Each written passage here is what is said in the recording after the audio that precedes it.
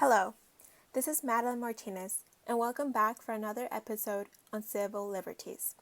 Today, we will be talking about the First Amendment, specifically the freedom of speech. Now, any American wants the right to say whatever they have in mind to the public, and we are fortunate of having that privilege of stating our opinions freely without the fear of government censorship.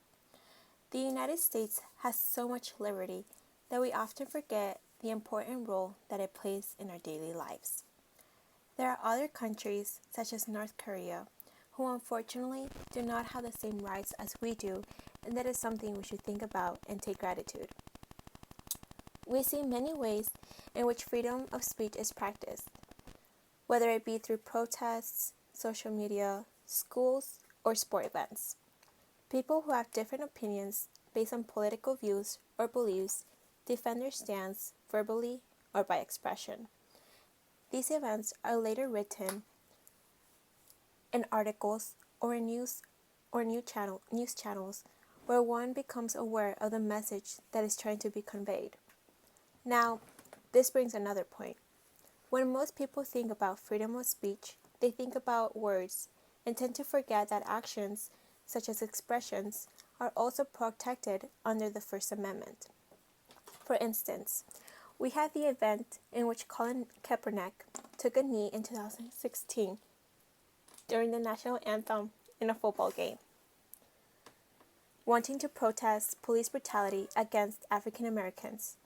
This was a very controversial topic and affected many people who stated it was an act of disrespect.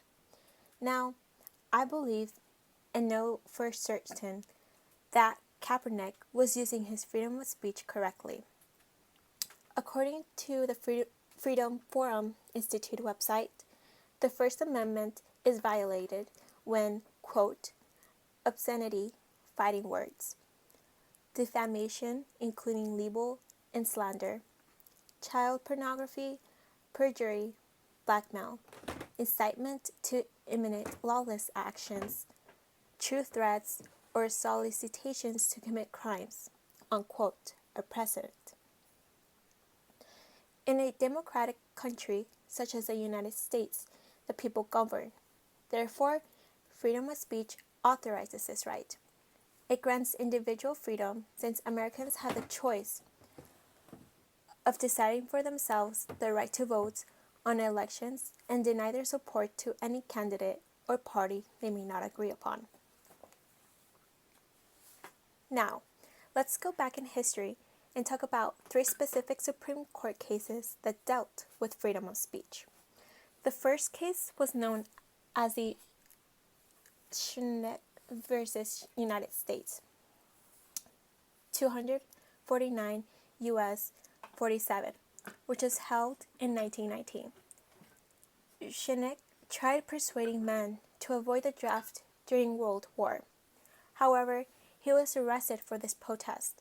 The Supreme Court said he wasn't protected under the First Amendment since he displayed, quote, clear and present danger, unquote, in a time of war.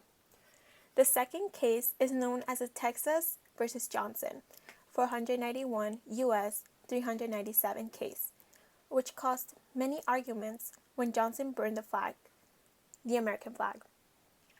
He was arrested since he damaged a respected object. However, in 1986, the Supreme Court stated that Johnson was protected under the First Amendment. Since it was his right to demonstrate freedom of expression, it was later liberated. As it states in the VOA news article, quote, Supreme Court cases have not protected all speech. Other cases have limited people's right to communicate ideas that are knowingly false, morally offensive, stolen, or threatening. But for now, unless the public approves constitutional amendment, burning the American flag is legal, unquote. The third case, known as Tinker versus Des Moines Independent School District in 1965, describes how students wore black armbands in order to protest against the Vietnam War. the principal suspended the children, stating it was dangerous for the other students. The Supreme Court later defended the students since they were practicing their freedom of speech. This right, however, does not typically apply to everyone under private institutions, such as work or schools.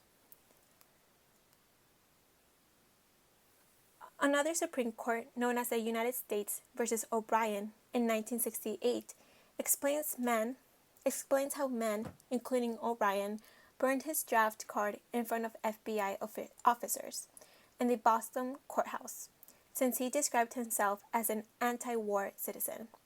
He was later convicted for his actions since he violated the Universal Military Training and Service. He later argued he was using his freedom of speech through symbolism. However, the Supreme Court stated the federal law was broken. Freedom of speech interprets civil liberty since it's a way for one to make their voices heard on a stance, and it is a right that can never be violated towards American civilians. According to History.com, it, quote, guarantees the right to express ideas and information.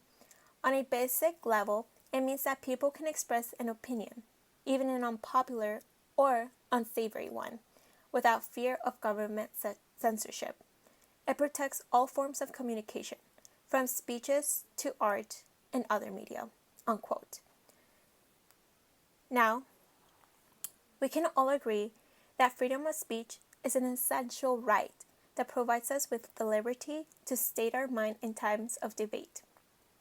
It also makes our voices heard, which allow its citizens to express themselves.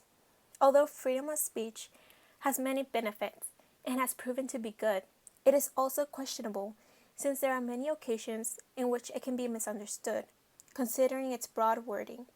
Like any other amendment, there must be rules set that create safety for citizens.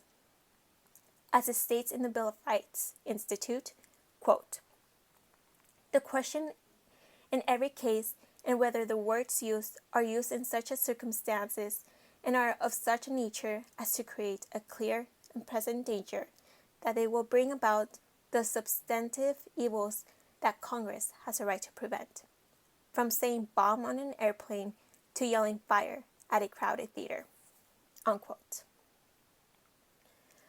After hearing this information, do you believe there will be more changes, such as restrictions added to the freedom of speech by the Supreme Court in the future years? If so, how would it make you feel? This is all for today. Thank you for tuning in, and I hope you may join me next week for more episodes.